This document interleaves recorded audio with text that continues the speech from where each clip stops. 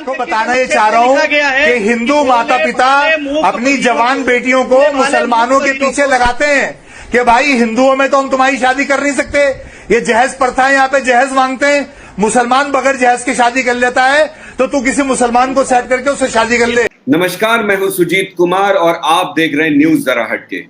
आज जो हमारे साथ मेहमान जुड़ने वाले हैं बहुत ही खास हैं। वो जी हिंदुस्तान के वो एंकर हैं जिन्होंने एक मौलाना को, जो हिंदू बेटियों के खिलाफ अपशब्दों का व्यवहार कर रहे थे, उन्हें न सिर्फ डांटा, उन्हें उसी क्षण स्टूडियो से बाहर का रास्ता दिखा दिया। उस दिलेर और साहसी न्यूज एंकर हम स्वागत करते हैं रोहित रंजन का। Welcome to our show sir. शुक्रिया सुजीत जी। अब इसमें ऐसी कोई बहादुरी नहीं है, बात जब अपनी हो, अपने संस्कृति की हो, तो शायद मेरे जगह पे कोई भी हो तो वो कुछ ऐसा ही रिएक्ट करेगा जो मैंने किया है। सर, मैं तो बस खबर दिखा रहा था। क्या हुआ था सर? क्योंकि देखिए सर, मैं जितना समझता हूँ, बीइंग अ मीडिया पर्सन, ऐसी चीजें स्टूडियो में होती रहती हैं। तो ऐसा क्या हुआ था जो कि आपको मतलब इस तरह से बोलना पड़ गया? जरा विस्तार से थोड़ा सा बता सकते हैं? वो सब कुछ स्पॉन्टेनियस था, ऐसा नहीं कि मैं ऐसा सोच कर बैठा था, क्योंकि वो मसूद हाशमी जो मेहमान है, पॉलिटिकल एनालिस्ट के तौर पर बैठते हैं, तो कई बार वो पहले भी डिबेट पे बैठे हैं, लेकिन उस दिन शायद कुछ ऐसा था कि मैं अपने आप पे शायद कंट्रोल भी नहीं रख पाया, और मुझे रखना भी नहीं चाहिए था, क्योंकि अगर इस तरह से सनातन संस्कृति के ऊपर, सनातन पद्धति के ऊपर, हिंदू धर्म के ऊपर, हिंदुओं की भावनाओं के ऊपर, हिंदू बहन बेटियों के ऊपर कोई बोले, तो शायद मेरे लिए तो कंट्रोल से बाहर है। और मुझे लगता है कि वहां बैठा अगर मेरी जगह कोई और भी एंकर होता तो वो भी शायद ऐसा करता। हालांकि ट्विटर पर और कई सारी वेब पेजेस में ये बातें मेरे ऊपर लिखी हुई है कि साहसिक कदम, साहसिक नेचुरल था, साहसिक ऐसा कुछ नहीं। और मुझे लगता है कि जो गलत है और गलत के खिलाफ अगर आप ना बोले तो वो सबसे बड़ा गलत। वो आपका इंस्टेंट रिएक्शन था सर? इंस्टेंट रिएक्शन था, उसमें कहीं कुछ नहीं। और आपने देखा होगा शायद मुझे उस दिन फीवर भी था, और मैं शायद इतना ज्यादा गुस्से में आ गया था, वो सेंटिमेंट्स मेरे को इतना ज्यादा सेंटिमेंटली हर्ट कर गया था। हाँ, नेचुरल था। और मेरी आवाज भी उस समय गुस्से में, मेरी आवाज आप उसमें देख सकते हैं, मेरी आवाज भी बिल्कुल उस धुन से अलग हो चुकी है। ऐसा लग रहा था कि मैं अंदर से कुछ बोलने की कंडीशन में, मतलब मैं शायद आपा खो रहा था। और मैं आपको सुनो मसूद आजमी, आप होते कौन है? आप हिंदू धर्म के ऊपर मेरी बात होते कौन हो? हिंदू धर्म के ऊपर सवाल उठाने वाले कोई सबूत है कि हम हमारे पास डिबेट करने हैं तो बकवास कर रहे हो तुम लगातार? आपको कुछ पता है? आप गुनहगार को गुनहगार ना बोलो और उल्टा ये तमाशा करते रहो, पब्लिसिटी करते हो। आप हिंदू धर्म के ऊपर सवाल उठा रहे हो, हिंदू धर्म के ऊपर सवाल उठा रहे हो। तुम तो नाहक मेरी बातों का बुरा मान गए। मसूद हाशमी, मुझे बेशर्म लोगों से बात करने में जो है ना बड़ी दिक्कत है, और आपकी बेशर्मी हद से ज्यादा है। जिस वक्त आपको हिंदू समझ में आएगा ना, सनातन समझ में आएगा ना, उस वक्त फिर से मैं आपको बुलाऊंगा। और अगर सनातन के मान की बात, सनातन संस्कृति के साथ अगर कोई खिलवाड़ करे, वो भी मेरे शो में नेशनल टेलीविजन पर, वो बिल्कुल बर्दाश्त नहीं है, बिल्कुल बर्दाश्त नहीं है। और ऐसे घटिया मानसिकता के लोग तो कतई बर्दाश्त नहीं है जो यहां पर रहते हैं, जिनको गलत नहीं दिखता। ये घटिया, ओछा और बेहुदा सा सोच है जो आज की तारीख में क्या है ना, हिंदुस्तान में बड़ा इजीली फ्लोट करता है। वो कह रहा है ना कि ये दिखाया जाता है माइनॉरिटीज है। अरे ठीक है, माइनॉरिटीज को आप पॉलिटिकली इस्तेमाल कीजिए, बट माइनॉरिटीज को ये अधिकार भी नहीं हो गया ना कि आप हिंदू के घर वालों के खिलाफ, हिंदू रिश्तेदारों के खिलाफ, हिंदू बहन बेटियों के खिलाफ कुछ बोल दें। और कब तक भाई? क्यों? सनातन का ये मतलब, सनातन को अगर आप जानते नहीं है, सनातन पद्धति को नहीं जानते, सनातन संस्कार को नहीं जानते, हिंदू को नहीं जानते हैं, तो फिर ये आपको अधिकार दिया किसने कि उसके ऊपर आप कमेंट करें?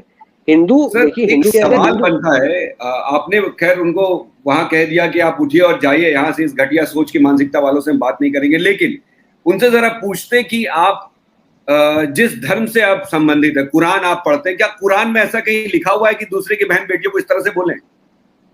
देखिए, मैं किसी धर्म पे नहीं जाना चाहता सुजीत जी, मैं किसी धर्म पे नहीं जाना चाहता, ना ही मैं किसी धर्म को डिसरिगार्ड कर रहा हूँ।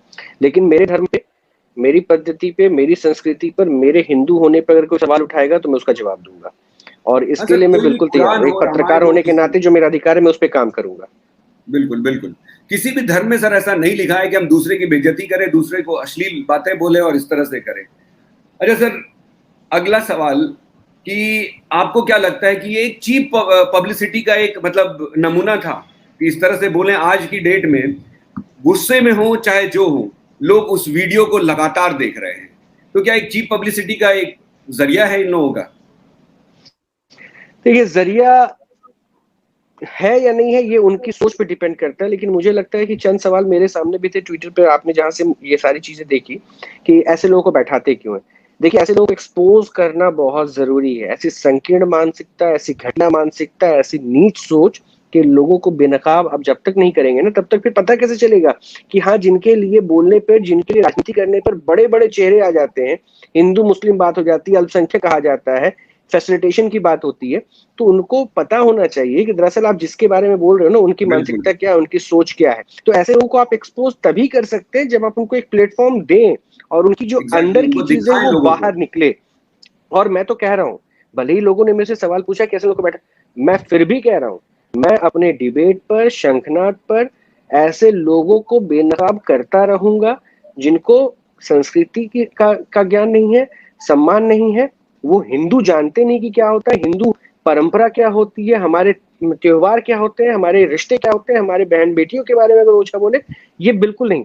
हम तब तक उस पर लगातार, मैं अपने शो में एक्सपोज करता रहूंगा, बुला बुला के ऐसे लोग, ऐसे मानसिकता वालों को एक्सपोज करता मैं बोलना चाहूंगा, मैं पिछले आपको 10 साल या उससे ज्यादा दिनों से मैं आपको लगातार देख रहा हूँ न्यूज चैनल पे, कई चैनल पे मैंने आपको देखा है, लेकिन ये वाला रूप, रोहित रंजन का ये रूप, ये पहली बार मैंने देखा। तो दरअसल मैं आज हम लोग आमने सामने इसलिए हैं कि इस रूप के बाद मैं भी आश्चर्यचकित हूं कि ये रोहित रंजन ये कहां से अचानक आ गया। आप बड़े शालीन भाव से और बड़े अच्छे से बड़े बड़े गेस्ट, बड़े बड़े मुद्दों को सॉल्व करते हैं, लेकिन ये अचानक कैसे हो गया?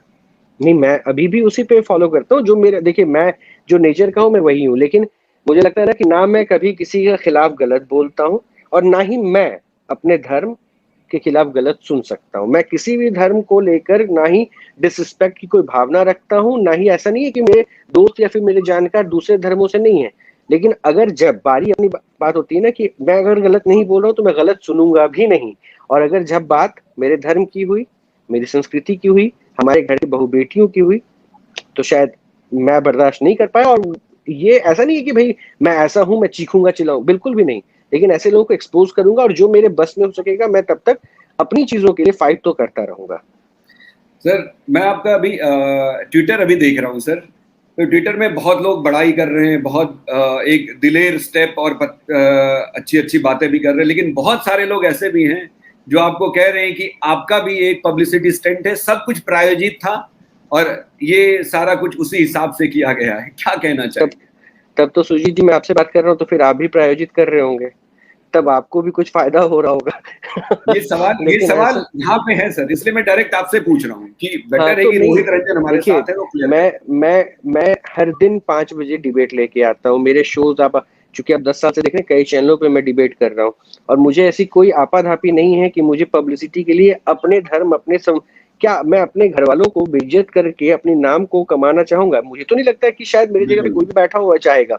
और मैं जिस कल्चर से हूँ, जिस परिवेश से हूँ, जिस संस्कृति में बड़ा हुआ, जिनको पूजा, जिनके साथ मेरी आस्था जुड़ी हुई है, तो मुझे नहीं लगता कि मुझे ऐसी चीप पब्लिसिटी या फिर ऐसे छोटी और संकीर्ण मानसिकता के साथ ऐसी पहचान की जरूरत है। और मुझे लगता है इस मीडिया इंडस्ट्री में 15-16 साल गुजारने के बाद मेरी जो पहचान है वो लोगों के बीच में है। मेरा काम खबर पहुंचाना है, मैं वो खबर पहुंचा रहा हूँ। उसके लिए मुझे नहीं चाहिए कि मेरे होर्डिंग और बैनर्स कहीं टंगे रहे और लोग मेरे को आके वो, मैं नेता नहीं हूँ, मैं एक पत्रकार हूँ और पत्रकार की जिम्मेदारी है। ये आजकल जो कॉन्सेप्ट हो गया ना, गोदी मीडिया, ये वो, अरे आप जिनकी बात कर रहे हैं वो बता रहे हैं तो आप गोदी में बैठ गए, और जो उनके पक्ष में बोल रहे हैं, चंद जो यूट्यूब पे ही आजकल पत्रकारिता कर रहे हैं, वो किसकी गोदी में बैठे थे?